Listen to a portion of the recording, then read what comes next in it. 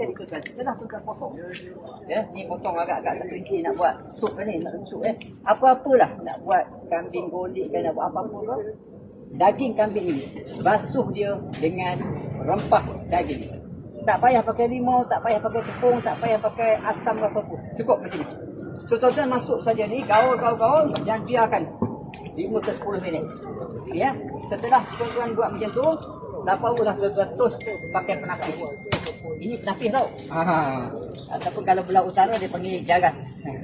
Jaras nama tu jarang. Jarang. Bukan kadang-kadang, jarang. Alright, ini. Jadi mana? Ya. Lagi lembu sambung juga. InsyaAllah dia tidak berbau hamis dan darah yang cair itu dia akan terus hilang. Bila mana hilang, kualiti dia tak bau hamis lagi. Kalau tak dia, cuba cium. Bau rempah.